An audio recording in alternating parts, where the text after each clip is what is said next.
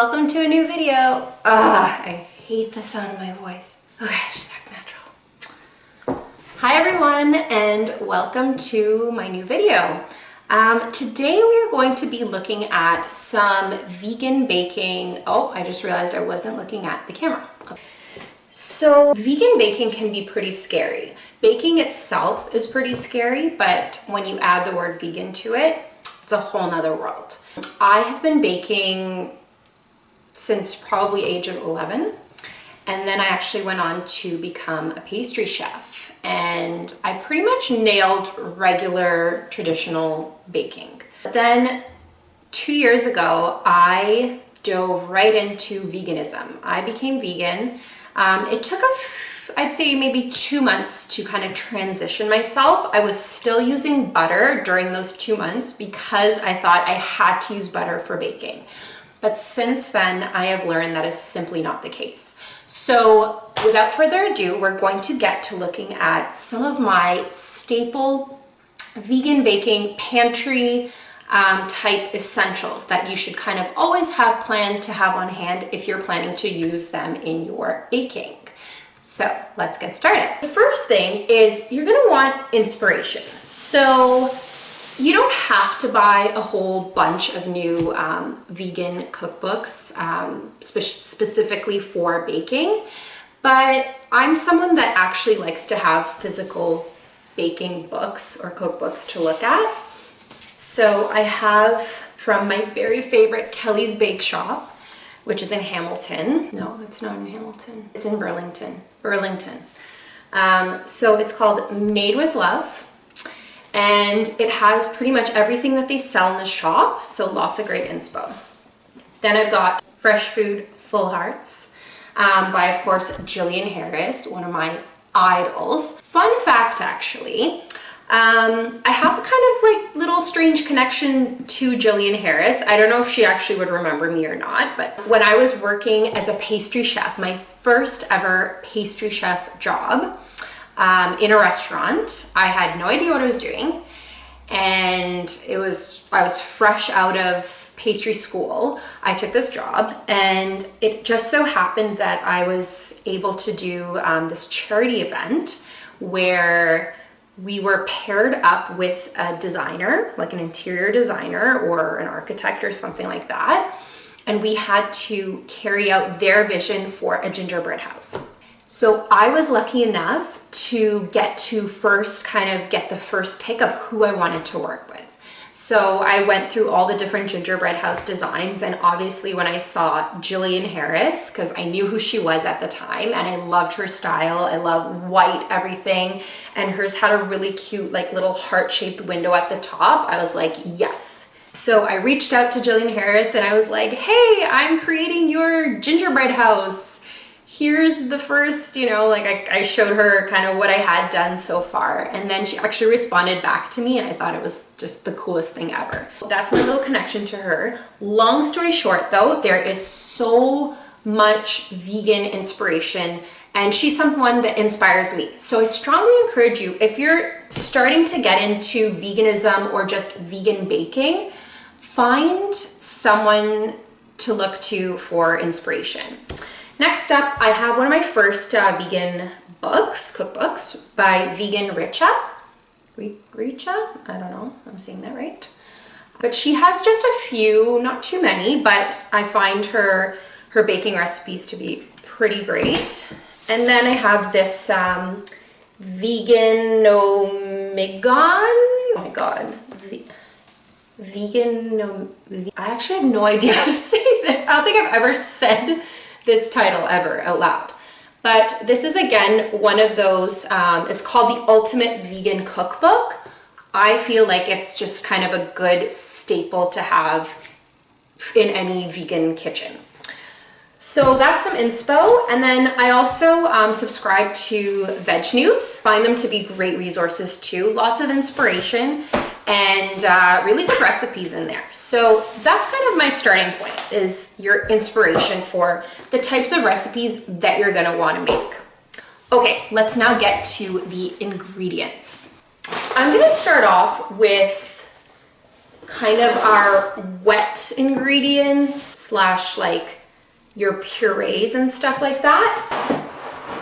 Let's just see what I've got here. All right, so first off, you'll notice that applesauce or something like a pumpkin puree or any kind of pureed fruit, you're gonna wanna have that on hand if you are making any kind of recipes that require moisture. Bananas are gonna be your best friend. They're pretty much in, I don't know, like 80% of vegan recipes, depending on what you're making. But I buy my bananas organic.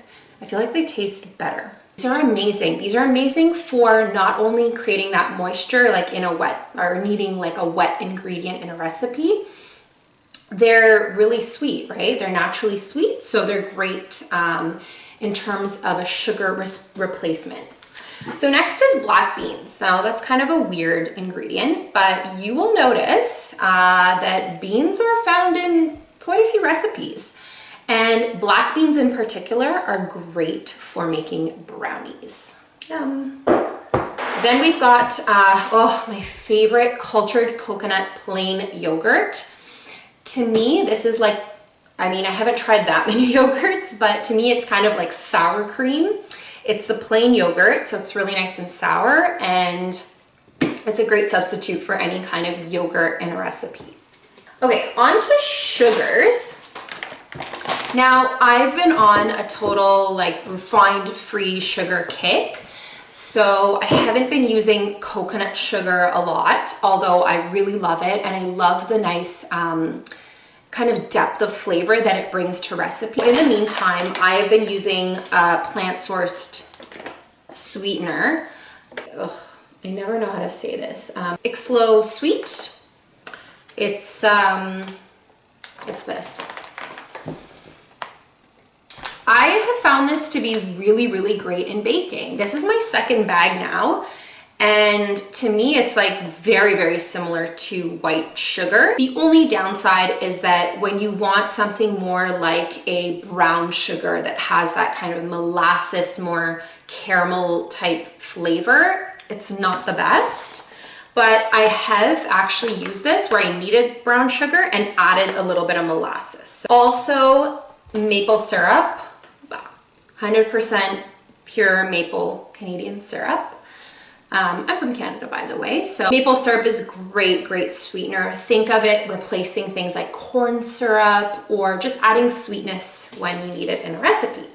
Next, I'm gonna talk about nuts. So my nut supply is a little bit low right now, but the first kind of nut I'm gonna talk about are cashews. Cashews are like this magical thing when it comes to vegan baking. You can make cheesecake with cashews. It's a dream. It's pretty mind-blowing when you do it for the first time, or when you try it for the first time. It's really, really cool. Soaking cashews is a great, great way to make cheesecakes that actually taste like cheesecake. So cashews are a big win. I have some pecans here. Pecans would be great if you wanted to grind them up into pecan flour or have them kind of partially ground up to make pie crusts or any kind of crust to make like pecan squares or something like that, or for garnishes. The other nuts that I'm kind of missing here would be walnuts. I always have walnuts on hand for kind of the same reasons as I would use pecans. That's pretty much it in terms of my nuts, kind of. I personally can't eat almonds because of an allergy, so I just stay away from those. Actually, it's not an allergy, it's sensitivity. Let's look at flours now. So obviously, vegan baking, you can use all-purpose flour, whole wheat flour, anything you've been using for regular baking. That works too, depending on the recipe. But I'm going to show you kind of some other things, some other alternatives, and they happen to be gluten-free. I also try to avoid gluten as best as I can. It affects my skin. So I've kind of delved into that world a lot. So of course, we have almond flour. I have not been using this, but it does work fantastically in most recipes. Then we've got my favorite chickpea flour. This is 100% chickpea flour. And this is just like the cashews, another super, super cool ingredient in vegan baking. It gives structure to recipes where an egg would do the same thing. So there are so many recipes that you can use chickpea flour in. So when I first tried using chickpea flour, I used it in chocolate chip cookies. And I, of course, tasted the dough when it was raw. A great plus to vegan baking because you don't have to worry about raw eggs in your cookie doughs. I tried the cookie dough and it just tasted like chickpeas to me. And I was like, oh my gosh, like, is this how it's gonna taste? Like, it was my first time using chickpea flour, but then I read chickpea flour will actually wear off or kind of fade once your cookie is baked and cooled. And I did notice that. The only thing is I would not ever substitute all flour in a recipe solely with chickpea flour. It will taste off, but this is great mixed into other flours. So you could make like a gluten-free flour blend and just include this as one of your flours. Next we have sorghum. So I'm a big fan of Bulk Barn. As you can see, I'm really mad that I'm still using these plastic bags for this though. I got these quite a while ago because I got pretty big batches of them, but this is sorghum flour. This is just another gluten-free flour alternative. And I've got some coconut flour. It's actually not my favorite flour to use because it does absorb a lot of liquid, and I find it can make recipes kind of like too dry or crumbly. Then we've got arrowroot, which is like a kind of like a cornstarch type thing, and tapioca. Tapioca is great for like stretchiness without the gluten to kind of make breads or to make other baked goods. Then we've got some brown rice flour. This is a super fine flour, so I find you definitely need to kind of blend some other flours with it just to have it hold up in a recipe, depending on what the recipe is. Next up, we've got, ooh, I forgot something. So we have chia seeds, which are great for egg replacers, but also flax seeds. I can't believe that's not on my table. It's essential to vegan baking. A lot of recipes will start off with make a flax egg, which I'll probably do a video of. It's really, really simple, but it is pretty much the start of a lot of different vegan baking recipes. Okay, another thing is oat flour. So you can either buy oat flour or you can just take oats and grind them up in like a food processor or anything that will blend them into a fine flour. And then we've got some coconut, shredded coconut. This is great for garnishing, but it can also be used in your recipes as kind of one of your flours as well, and it adds great texture. So we've got Xanthan Gum. I'm pretty new to using this. My understanding is that it adds kind of like a softness to something that you're making, so it's good for making cakes because it makes like a nice soft cake to cut into. So that's Xanthan Gum. Then we've got pitted dates. These are just regular dates, but I also every now and then splurge for medjool dates.